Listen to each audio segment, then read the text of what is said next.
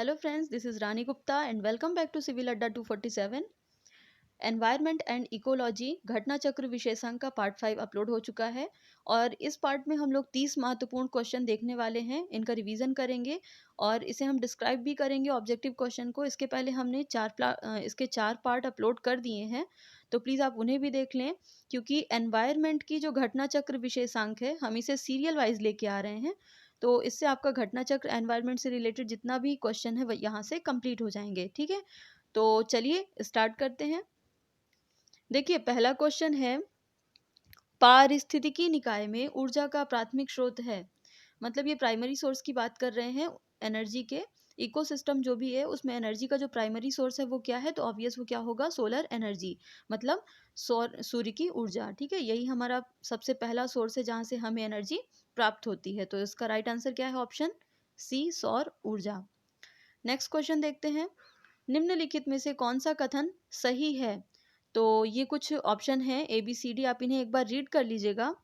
मैं इसका right answer बता देती हूँ। तो इसका राइट आंसर है ऑप्शन ए, जैव मंडलीय पारिस्थितिक तंत्र में ऊर्जा का प्रवाह एक दिशीय होता है। ये इसका राइट आंसर है। तो यहाँ पे आप देखिए, जो जैव मंडलीय पारिस्थितिक तंत्र है इससे संबंधित हमें 3 बातें याद रखनी है। जैव मंडल पारिस्थितिक तंत्र से हमें 3 बातें याद रखनी है। सबसे पहला तो जैव मंडलीय पारिस्थितिक तंत्र होता क्या है। तो देखिए, जो पृथ्वी है हमारी, अर्थ है, उसमें जितने भी इकोसिस्टम हैं, जितने भी प्रकार के उसमें इकोसिस्टम हैं, तो उन सब के योग को हम क्या बोलते हैं, जैव मंडलीय पारिस्थितिक तंत्र। क्लियर है, जैव मंडलीय पारिस्थितिक तंत्र क्या होता है, पृथ्वी में सभी प्रकार के पारिस्थितिक प्रणालियों, सिस्टम का योग जैव पारिस्थितिक तंत्र कहलाता है। दूसरी बात यहाँ से आपको याद रखनी है कि जैव मंडलीय पारिस्थितिक तंत्र में जो एनर्जी का फ्लो होता है, जो एनर्जी का प्रवाह होता है, वो कैसा होता है, अबायोटिक, मतलब जो अजैवीय प्रणाली है उससे हमारा जैवीय प्रणाली की ओर होता है। ठीक है, ध्यान रखिएगा, क्वेश्चन कभी पूछ ले कि जैव मंडलीय पारिस्थितिक तंत्र में एनर्जी का प्रवाह कैसा होता है, तो अजैवीय प्रणाली से जैव प्रणाली की ओर होता है। क्लियर है। और थर्ड यहाँ पे इंपॉर्टेंट चीज ये याद रखनी है कि जैव मंडलीय पारिस्थितिक तंत्र में एनर्जी का प्रवाह कैसा होता है, एक दिशीय होता है, द्विदिशीय होता है, बहुदिशीय होता है। तो ध्यान रखिएगा, ये कैसा होता है, सिंगल डायरेक्शन में होता है, मतलब एक दिशीय होता है। तो ये 3 बातें आपको जैव मंडलीय पारिस्थितिक तंत्र से याद रखनी है। क्लियर है। नेक्स्ट क्वेश्चन देखते हैं, 10% नियम किससे संबंधित है। 10% नियम किससे संबंधित है, ये महत्वपूर्ण क्वेश्चन है, इसे आप ध्यान से देखिएगा। CGPSC का क्वेश्चन है, इसके अलावा और भी एग्जाम में आया है ये। ऑप्शन है इसमें, ऊर्जा का खाद्य के रूप में एक पोषी स्तर से दूसरे पोषी स्तर तक पहुंचना। ऑप्शन बी है, ऊष्मा का एक पदार्थ से दूसरे पदार्थ में पहुंचना। ऑप्शन सी, पक्षियों का एक क्षेत्र से दूसरे क्षेत्र में पहुंचना। और ऑप्शन डी है, पानी का एक जोन से दूसरे जोन में पहुंचना। ऑप्शन ई है इनमें से कोई नहीं। ठीक है, तो ये एनवायरनमेंट का क्वेश्चन है, एनवायरनमेंट घटना चक्र में है ये। इसका राइट आंसर होगा ऑप्शन ए, ऊर्जा का खाद्य के रूप में एक पोषी स्तर से दूसरे पोषी स्तर तक पहुंचना। तो इसका 10% नियम सबसे पहले हम बता दें कि क्या होता है। इसका राइट आंसर है, एनर्जी का खाद्य के रूप में एक पोषी स्तर से दूसरे पोषी स्तर तक पहुंचना। ठीक है, 10% नियम होता क्या है, तो इसके बारे में देख लीजिए। देखिए, 10% नियम, 10% लॉ जो है वो दिया किसके द्वारा गया था, तो वो दिया गया था लिंडे मान के अनुसार। ठीक है, किसके अनुसार दिया गया था, वो लिंडे मान के अनुसार। और ये कब आया था इसका कॉन्सेप्ट, तो ये आया था 1942 में। ध्यान रखिएगा, 10% नियम किससे संबंधित है, एक जो एनर्जी है उसका खाद्य के रूप में एक स्तर से दूसरे स्तर तक पहुंचना। दिया किसके द्वारा गया था ये कॉन्सेप्ट, तो लिंडेमैन के द्वारा। और ये कॉन्सेप्ट आया कब था, तो 1942 में। अब ये होता क्या है 10% नियम, जब शाकाहारी जंतु हैं, यदि उत्पादक की शुद्ध प्राथमिकता, मतलब नेट प्राइमरी प्रोडक्टिविटी, जो उत्पादक होते हैं हमारे, जो प्रोड्यूसर होते हैं हमारे, उन प्रोड्यूसर की जो नेट प्राइमरी प्रोडक्टिविटी है, इस नेट प्राइमरी प्रोडक्टिविटी का 10%, कितना, मात्र 10% अगले स्तर पे जाता है। और अगले स्तर पे कौन स्टार्ट हो जाते हैं, कंज्यूमर। ये मैंने लास्ट वीडियो में आपके बताया था कि जो यहाँ पे जो इसका स्तर होता है वो कितने प्रकार से होता है। तो सबसे पहले हमारे उसमें प्रोड्यूसर आते हैं, प्रोड्यूसर के बाद primary consumer, then secondary consumer, और उसके बाद टर्सरी कंज्यूमर, और लास्ट में आते हैं डीकम्पोजर। ठीक है, तो ये 10% इसी से संबंधित है कि जो एनर्जी होती है खाद्य के रूप में वो एक स्तर से दूसरे स्तर में कितनी जाती है, मात्र 10%। तो बस यही है इसका कॉन्सेप्ट कि जो प्रोड्यूसर होते हैं, प्रोड्यूसर जितना ऊर्जा इसमें संचित करते हैं अपने ऊपर, उसका शुद्ध 10% प्राइमरी कंज्यूमर को देते हैं। प्राइमरी कंज्यूमर को जो भी खाते हैं सेकेंडरी कंज्यूमर, तो वो क्या करते हैं, 10% लेते हैं किससे, प्राइमरी कंज्यूमर से। तो ये कहलाता है 10% नियम, 10% लॉ, और लिंडेमान ने दिया था 1942 में। तो इसका राइट आंसर हो जाएगा ऑप्शन ए। नेक्स्ट देखते हैं, एक पारिस्थितिक तंत्र में ऊर्जा की मात्रा एक पोषण स्तर से अन्य पोषण स्तर में स्थानांतरण के पश्चात क्या होती है। तो इसका राइट आंसर है ऑप्शन बी, घटती है। ध्यान रखिएगा, जब हम बात करते हैं पारिस्थितिक तंत्र में, अभी मैंने जब बताया आपको कि जो इकोसिस्टम है, जो इकोसिस्टम है उसमें जो एनर्जी का प्रवाह होता है, किसका, जो एनर्जी का प्रवाह होता है वो अजैविक से, मतलब अबायोटिक से वो नॉन बायोटिक की ओर फ्लो होती है, ये जैविक की ओर फ्लो होती है। ठीक है, तो जब ऊर्जा एक पोषण स्तर से दूसरे पोषण स्तर में जाती है या परिवर्तन करती है, तो उसमें क्या हो जाता है, घटाव आता है, वो घट जाती है। ठीक है ना, ऊर्जा की मात्रा क्या होती है, घटती है। इसी से आप अंदाजा लगा सकते हैं कि जो मांसाहारी होते हैं, जो मांसाहारी होते हैं इंसान, वो क्या होते हैं, शाकाहारी से उनमें एनर्जी क्या होती है, कम होती है। क्यों, क्योंकि मांसाहारी सबसे लास्ट का स्तर होता है, प्रोड्यूसर के बाद consumer, primary secondary and tertiary consumer. तो जो लास्ट के होते हैं उसमें क्या होती है, एनर्जी सबसे ज़्यादा कम होती है। तो ध्यान रखिएगा, एक पारिस्थितिक तंत्र में ऊर्जा की मात्रा एक स्तर से दूसरे स्तर में जाने पर घट जाती है। यदि क्वेश्चन को वो घुमाना चाहे तो कुछ इस प्रकार से भी पूछ सकते हैं कि निम्नलिखित ऑप्शन में से सबसे कम ऊर्जा किस में संचित होगी, प्राइमरी उपभोक्ता में, द्वितीयक उपभोक्ता में, तृतीयक उपभोक्ता में, या घटक में। ठीक है, तो ध्यान रखिएगा, इसमें ऊर्जा का स्तर क्या होता है, घटता जाता है। नेक्स्ट देखते हैं, इकोसिस्टम में उच्चतम पोषण स्तर प्राप्त है, उच्चतम पोषण स्तर प्राप्त है। अब यहाँ पे राइट आंसर है इसका सर्वाहारी, ऑप्शन सी, ओमनीवोरस। ठीक है, अब हम आहार श्रृंखला की बात करते हैं तो इसके 4 पोषण स्तर होते हैं, 4 पोषण स्तर होते हैं इसके। तो सबसे ज़्यादा जिसमें पोषण होता है, पोषण स्तर जिसको प्राप्त होता है वो कौन होते हैं, सर्वाहारी, मतलब ओमनीवोरस। क्लियर है।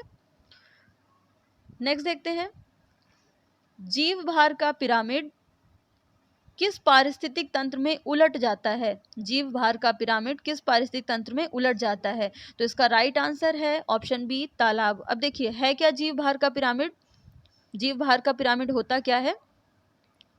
जब हम इकोसिस्टम की बात करते हैं तो उसमें बहुत सारे स्तर होते हैं, बहुत सारे इसमें विभिन्न स्तर होते हैं।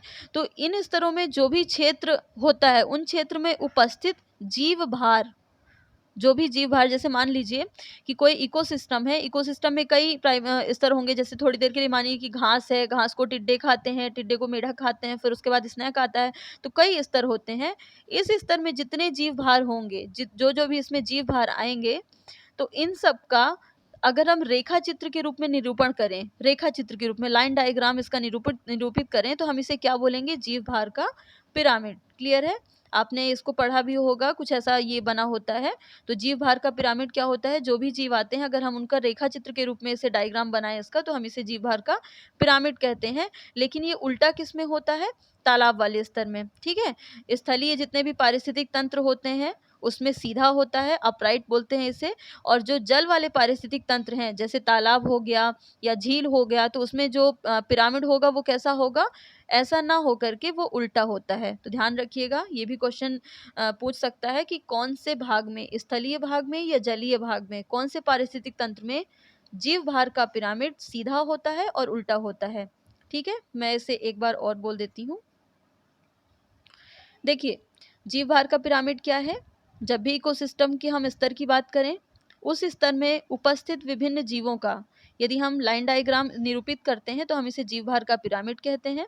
जीव भार के पिरामिड को हम 2 रूपों में डिवाइड करते हैं, एक होता है स्थलीय जीव भार पिरामिड और एक होता है जलीय जीव भार पिरामिड। ध्यान रखिएगा, जो स्थलीय जीव भार पिरामिड है वो हमेशा क्या होगा, अपराइट होगा, ठीक है, अप से यानी कि ऊपर से नीचे, मतलब क्या होगा, ये सीधा होगा, बिल्कुल सीधा। और जो जलीय पारिस्थितिक तंत्र है उसमें जितने भी स्तर होंगे वो कैसे होंगे, जस्ट अपोजिट, ऊपर से नीचे की ओर आएंगे। तो ये यही क्वेश्चन पूछ रहा है कि कौन से पारिस्थितिक तंत्र में पिरामिड जो है, जीव भार पिरामिड, वो उलट जाता है। तो यहाँ पे तालाब क्या है, एक जली है, इसके अलावा वन स्थली, घासी स्थल और शुष्क स्थल क्या होंगे, वनी। तो इसका राइट आंसर हो जाएगा ऑप्शन बी, तालाब। नेक्स्ट देखते हैं, पारिस्थितिक तंत्र में तत्वों के चक्रण को क्या कहते हैं। तो इसका राइट आंसर है ऑप्शन बी, जैव भू रासायनिक चक्र। ठीक है, ये बात कर रहे हैं कि इकोसिस्टम है, इकोसिस्टम है, उस इकोसिस्टम में इसके दो पार्ट होते हैं, एक होता है जैविक यानी बायोटिक, और एक होता है अजैविक मतलब अबायोटिक। ठीक है, सिंपल सी बात है कि जो इकोसिस्टम है वहाँ पे जब हमने बताया था कि एनर्जी का प्रवाह कैसा होता है, अजैविक से जैविक की ओर होता है। तो जो इकोसिस्टम है वहाँ पे अजैविक से एनर्जी किस में चेंज होगी, जैविक में चेंज होगी, और जैविक से एनर्जी किस में चेंज होगी, अजैविक में। तो ये क्या होती है, पुनरागमन की प्रवृत्ति इसमें चलती रहती है। इसी पुनरागमन की प्रवृत्ति को हम क्या बोलते हैं, जैव भू रासायनिक चक्र। जो चक्र निर्मित होता है उसे क्या बोलते हैं, जैव भू रासायनिक चक्र। तो इसका राइट आंसर क्या है, ऑप्शन बी। क्लियर है। नेक्स्ट देखते हैं, घास स्थल में वृक्ष, घास स्थल में वृक्ष पारिस्थितिक अनुक्रमण के अंश के रूप में किस कारण घासों को प्रतिस्थापित नहीं करते हैं। ठीक है, किस कारण से घासों को प्रतिस्थापित नहीं करते हैं। तो इसका राइट आंसर हो जाएगा ऑप्शन सी, जल की सीमाओं और आग के कारण। ठीक है, जब हम घास स्थल की बात करते हैं, कोई भी जो घास स्थल है उसमें घास वर्षा के अधिकतर जल को, जितना भी बारिश से हमारा जल हमें प्राप्त होता है उसके अधिकांश जल को पौधों की जड़ों तक पहुंचाने से पहले ही क्या कर लेती है, अवशोषित कर लेती है। ठीक है, अगर आग लगती है कहीं पे तो आग लगने में भी जो घास स्थल है उसकी जो भूमि है वो पथरीली और बंजर हो जाती है। तो एक प्रकार से ये बात कर रहे हैं कि अगर हम घास है वहाँ पे तो प्रतिस्थापित क्यों नहीं करते, उसके क्या कारण है। तो उसका कारण यही है कि वहाँ पे यदि कहीं आग लग जाती है तो वो उसको क्या कर लेती है, रोक करके वो उस भूमि को क्या कर देती है, बंजर बना देती है। और जो बारिश का जल है उसे भी वो क्या कर लेती है, अवशोषित कर लेती है, वृक्षों तक नहीं पहुँच पाती है। तो इसका राइट आंसर हो जाएगा ऑप्शन सी, जल की सीमाओं और आग के कारण। ये IAS प्री का क्वेश्चन है। नेक्स्ट देखते हैं, निम्नलिखित में से कौन एक जैविक अनुक्रमण की अवस्था का सही क्रम है। जैविक अनुक्रमण की अवस्था का सही क्रम है, मेंस का क्वेश्चन है। तो इसका राइट आंसर हो जाएगा ऑप्शन ए, नग्नीकरण न्यूडेशन, उसके बाद प्रवास माइग्रेशन, देन आस्थापन इसेसिस, देन प्रतिक्रिया रिएक्शन, और उसके बाद स्थिरीकरण मतलब स्टेबलाइजेशन। ठीक है, ये है एक जैविक अनुक्रमण हमारा। ये तो मेंस के लिए भी बन सकता है, इसका आप बढ़िया से डायग्राम भी बना सकते हैं कि जैविक अनुक्रमण की जितनी भी अवस्थाएं हैं उसकी हमें व्याख्या करना है। तो पहले तो राइट आंसर आपको याद करना पड़ेगा इसका, न्यूडेशन नग्नीकरण, माइग्रेशन प्रवास, इसेसिस आस्थापन, प्रतिक्रिया रिएक्शन, और स्टेबलाइजेशन मतलब स्थिरीकरण NMERS। ठीक है, ये इसका राइट आंसर है जैविक अनुक्रमण की प्रावस्थाओं का।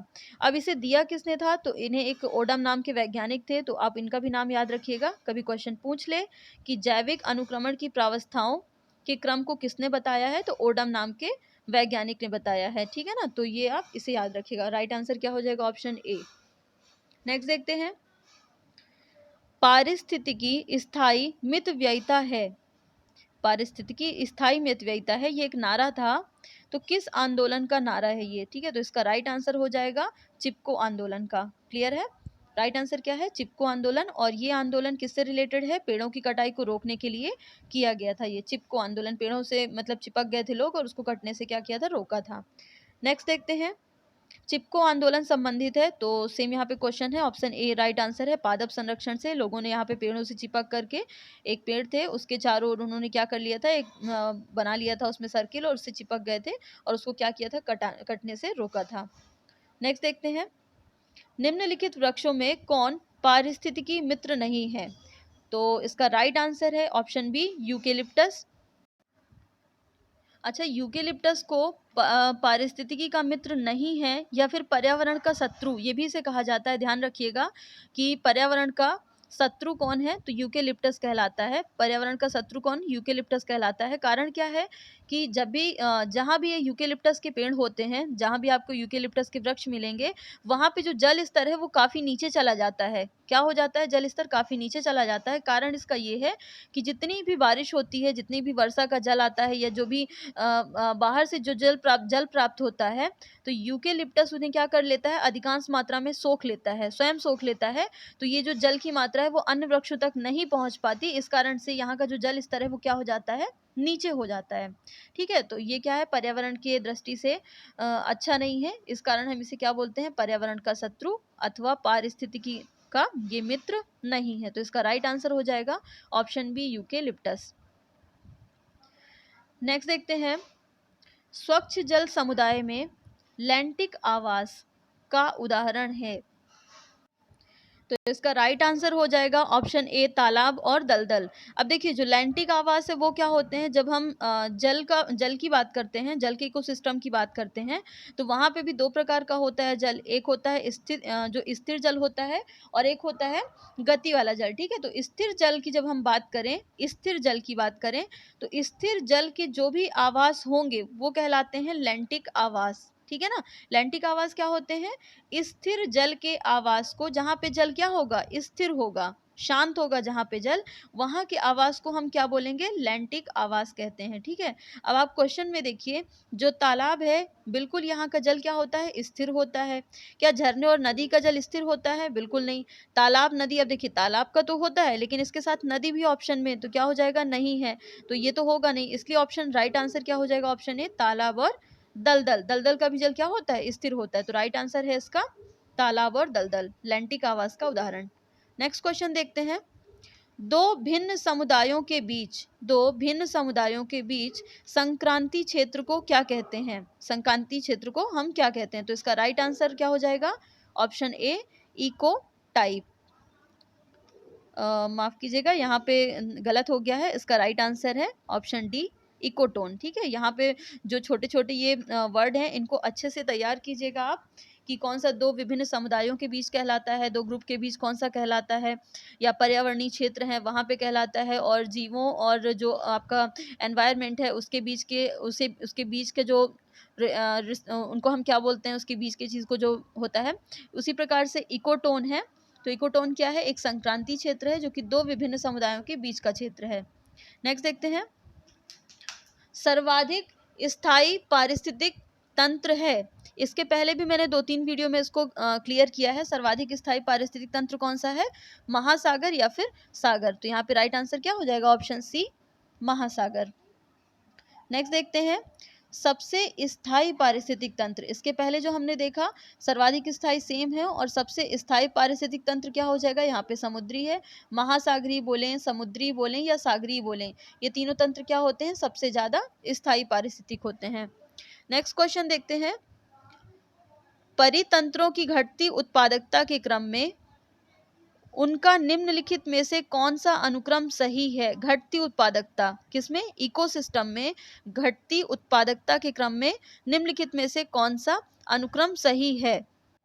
तो इसका राइट आंसर हो जाएगा ऑप्शन सी, मैंग्रोव, घास स्थल, झील और महासागर। ठीक है, यहाँ पे जो उत्पादकता है, इनकी जो प्रोडक्टिविटी है वो क्या होती जाएगी, धीरे धीरे कम होती जाती है। सबसे ज़्यादा जो प्रोडक्टिविटी होती है वो कहाँ पे होती है, मैंग्रोव में होती है, उसके बाद घास स्थल पे होती है, उसके बाद झील में होती है, और फिर महासागर में होती है। तो ध्यान रखिएगा, अभी हमने थोड़ी देर पहले पढ़ा था कि महासागर की जो स्थायी इकोसिस्टम है वो सबसे ज़्यादा महासागर में पाया जाता है। मतलब एक प्रकार से महासागर ही क्या है, सबसे ज़्यादा स्थायी है। लेकिन जब हम बात करें इसकी उत्पादकता की, तो सबसे कम यहाँ पे उत्पादकता हो जाती है किसकी, महासागर की। इसके अलावा आप ये भी ध्यान रखिएगा कि जो आपके बायोडाइवर्सिटी जिस क्षेत्र में अधिक होती है, बायोडाइवर्सिटी विविधता जिस क्षेत्र में अधिक होती है, वहाँ की प्रोडक्टिविटी क्या होगी, अधिक होगी। तो क्वेश्चन यदि कभी पूछे कि अधिक विविधता वाले क्षेत्रों की उत्पादकता होगी, ऑप्शन अधिक होगी, कम होगी या उसके समान रहेगी, तो ध्यान रखिएगा जहाँ भी विविधता अधिक होगी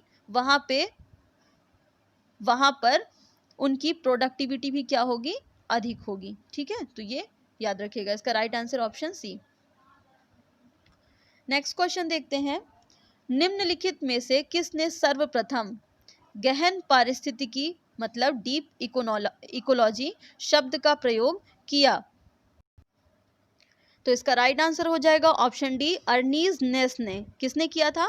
अर्नीज नेस ने किया था, और ये कब किया था? 1973 में।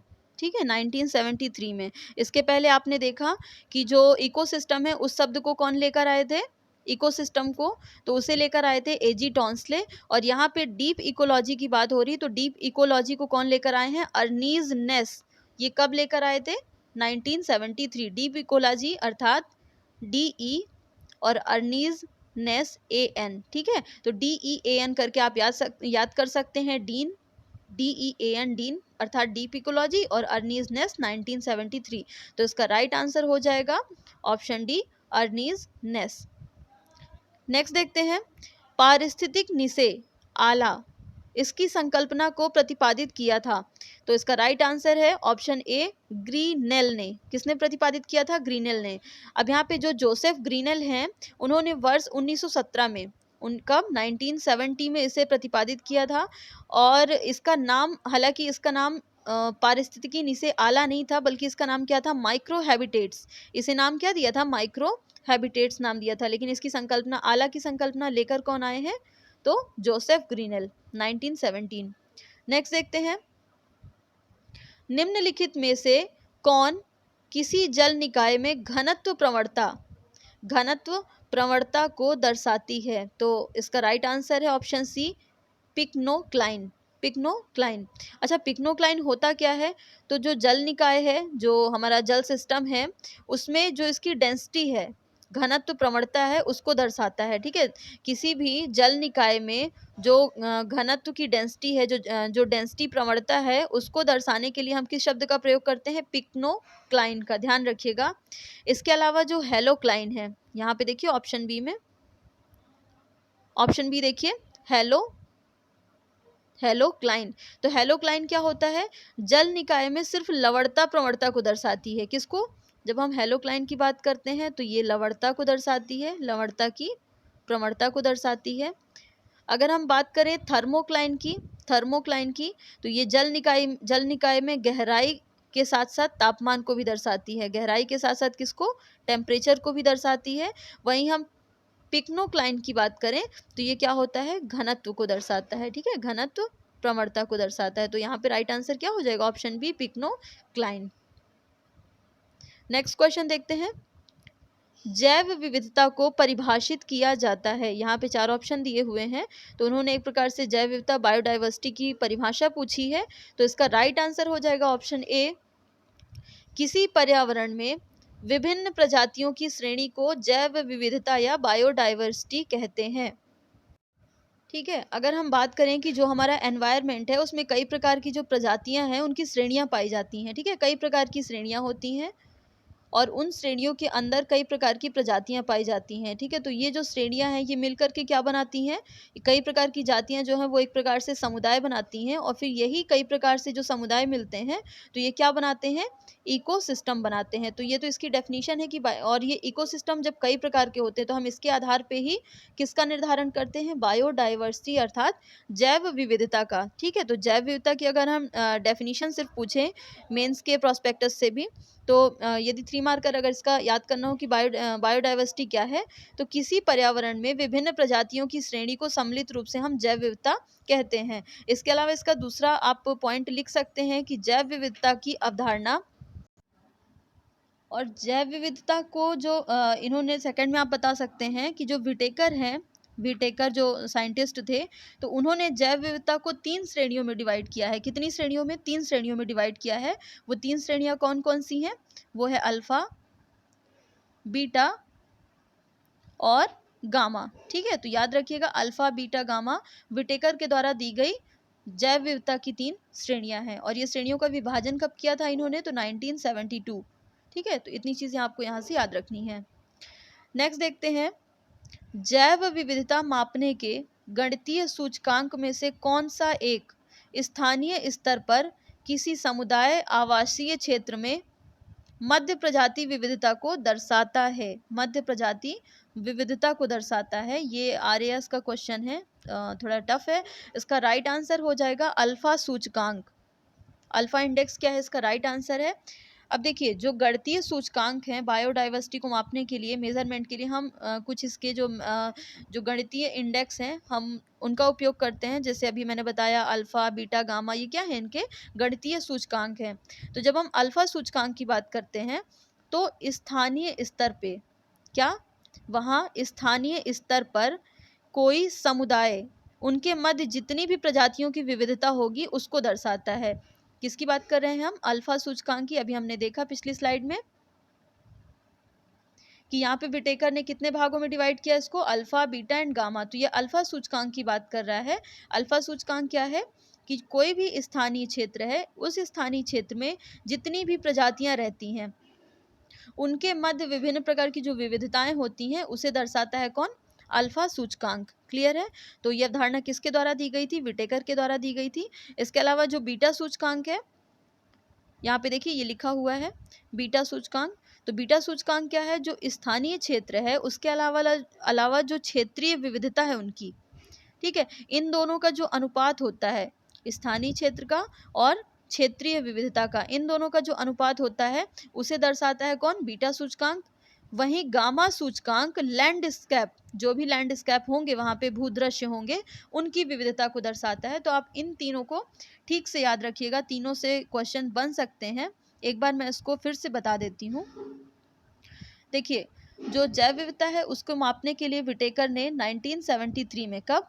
1973 में विटेकर ने 3 सूचकांक बनाए थे, अल्फा, बीटा एंड गामा। ठीक है, अल्फा सूचकांक की बात करें तो अल्फा सूचकांक क्या करता है? जो स्थानीय क्षेत्र हैं, जो स्थानीय विविधता है उनको दर्शाता है। जो स्थानीय क्षेत्र हैं वहाँ पे जितनी प्रजातियां पाई जाती हैं उनके मध्य विविधता को दर्शाता है कौन? अल्फा सूचकांक। वहीं बीटा सूचकांक क्या करता है? जो स्थानीय क्षेत्र हैं और जो क्षेत्रीय हैं, स्थानीय क्षेत्र और जो क्षेत्रीय विविधता है, इन दोनों के मध्य अनुपात को दर्शाता है बीटा सूचकांक। और गामा सूचकांक क्या करता है? तो गामा सूचकांक जो लैंडस्केप है, भूदृश्य हम इनसे बोल सकते हैं, लैंडस्केप, इनकी जो संपूर्ण विविधता है, जिनकी बायोडाइवर्सिटी है, उसको कौन दर्शाता है? गामा सूचकांक। तो क्लियर है? तो इसका राइट आंसर हो जाएगा ऑप्शन ए, अल्फा सूचकांक, क्योंकि ये स्थानीय स्तर की बात कर रहे हैं। तो यहाँ पे राइट आंसर है ऑप्शन ए, अल्फा सूचकांक। नेक्स्ट क्वेश्चन की बात करते हैं। जैव विविधता का अर्थ है, बायोडाइवर्सिटी का अर्थ है, इसके पहले भी एक क्वेश्चन आ चुका है, तो इसका राइट आंसर हो जाएगा ऑप्शन सी। अगर हम किसी इकोसिस्टम की बात करें तो उसमें जितने भी सजीव प्राणी, अर्थात जो प्लांट्स हैं, जो जंतु हैं, उन सब की विविधता को ही हम क्या बोलते हैं? जैव विविधता। सिंपल सी डेफिनेशन में अगर हम बताएं तो एक निर्धारित क्षेत्र है जिसमें कई प्रकार के पादप और जंतु आपस में मिलकर रहते हैं, हम इसे क्या बोलते हैं? बायोडाइवर्सिटी कहते हैं। ठीक है, तो यहाँ पे चाहे वो प्लांट्स हो चाहे वो एनिमल हो, इन सब की जो विविधताएं होंगी, तो ऐसा क्षेत्र क्या कहलाएगा? जैव विविधता क्षेत्र, अर्थात बायोडाइवर्सिटी। नेक्स्ट देखते हैं, इसका right answer option C. Next देखते हैं, जैव विविधता का सबसे महत्वपूर्ण पहलू है, जैव विविधता का सबसे महत्वपूर्ण पहलू है, तो इसका राइट आंसर हो जाएगा ऑप्शन डी, पारिस्थितिक तंत्र का निर्वहन। ठीक है, अगर हम बात करते हैं इसकी जैव विविधता के सबसे महत्वपूर्ण पहलू की, तो इसका सबसे महत्वपूर्ण क्या है? पारिस्थितिक तंत्र का निर्वहन। ये जो काम है वो विभिन्न स्तरों में किया जाता है, कई प्रकार के, बिल्कुल जो निर्वहन होता है इकोसिस्टम में, वो कई स्तर होते हैं ना वहाँ पे। आपने देखा अभी घास, टिड्डे, मेढक, स्नैक, है ना, तो कई स्तर होते हैं, उन स्तर में इसका निर्वहन किया जाता है। जो बायोडाइवर्सिटी है, जो जेनेटिक रूप से वहाँ पे जो जातियाँ हैं, समुदाय हैं, इकोसिस्टम है, तो उनके जो विभिन्न कार्य हैं उन्हें करके इकोसिस्टम का निर्वहन करती है कौन? बायोडाइवर्सिटी। ठीक है, तो इसका महत्वपूर्ण पहलू, इसका राइट आंसर क्या हो जाएगा? ऑप्शन डी, पारिस्थितिक तंत्र का निर्वहन। नेक्स्ट क्वेश्चन की बात करते हैं। निम्नलिखित में से किसने सर्वप्रथम, माफ कीजिएगा यहाँ पे ये क्वेश्चन, निम्नलिखित में से कौन सा कारक जैव विविधता ह्रास के लिए सर्वाधिक महत्वपूर्ण कारक है? कौन सा कारक जैव विविधता के घटने के लिए सबसे महत्वपूर्ण कारक है? मतलब ऐसा कौन सा फैक्टर है जिससे हमारी बायोडाइवर्सिटी में क्या हो रहा है, डिक्रीजन हो रहा है, कम हो रही है? तो इसका राइट आंसर हो जाएगा प्राकृतिक वास का विनाश। ठीक है, तो यहाँ पे सबसे महत्वपूर्ण कारक है। यहाँ पे इतना इम्पोर्टेंट ये नहीं है आनुवांशिकता। परभक्षियों का नियंत्रण अगर करते हैं तो इससे भी ज़्यादा ह्रास नहीं होता। कीट नियंत्रण करते हैं तो एक प्रकार से ये सकारात्मक पहलू है, लेकिन अगर प्राकृतिक आवास को हम नष्ट कर देंगे तो हमारी जो बायोडाइवर्सिटी है वो क्या हो जाएगी, नष्ट हो जाएगी। क्योंकि जो हमारा बायोडाइवर्सिटी है वो क्या है, जहाँ पे ऐसा क्षेत्र जहाँ पे एनिमल और प्लांट को निर्धारित किया, जहाँ पे मिलकर रहते हैं, तो उसे हम बायोडाइवर्सिटी कहते हैं। और यदि इन प्राकृतिक आवास को हम नष्ट कर देंगे तो हमारी बायोडाइवर्सिटी क्या हो जाएगी, समाप्त हो जाएगी। तो इस प्रकार से जैव विविधता को कम करने के लिए महत्वपूर्ण कारक क्या है उसका, प्राकृतिक वास का विनाश। नेक्स्ट देखते हैं, निम्नलिखित में से किसने सर्वप्रथम बायोडाइवर्सिटी शब्द का प्रयोग किया था? तो इसका राइट आंसर हो जाएगा option C, Walter G Rosen. ठीक है, यदि हम इसकी स्टार्टिंग की बात करें तो जो बायोडाइवर्सिटी है सबसे पहले ये बायोलॉजिकल डाइवर्सिटी के नाम से आई थी, बायोलॉजिकल डाइवर्सिटी के नाम से आई थी। और इसे रेमंड ने, किसने, रेमंड ने, ये भी आप इनका साइंटिस्ट का नाम याद रखिएगा, रेमंड, इन्होंने इसे ये नाम दिया था। रेमंड एफ दासमैन इनका पुराना नाम है। 1968 में, कब, 1968 में इन्होंने बायोलॉजिकल डाइवर्सिटी के नाम से अपनी एक पुस्तक प्रकाशित की थी, a difference kind of country. ठीक है, a difference kind of country, biological diversity शब्द इसमें आया था, रेमंड एफ दास द्वारा दी गई थी 1968 में। तो इसका ये प्रारंभिक पहलू था। लेकिन बाद में जो बायोलॉजिकल डाइवर्सिटी है उसका जो अंग्रेजी शब्द है बायोलॉजिकल डाइवर्सिटी, उसको परिवर्तित करके क्या कर दिया गया, बायोडाइवर्सिटी। ठीक है, बायोडाइवर्सिटी। तो ये कौन लेकर आए थे, डब्ल्यू जी रोसेन। ठीक है, वॉल्टर इनका पूरा नाम क्या हो जाएगा, वॉल्टर जी रोसेन।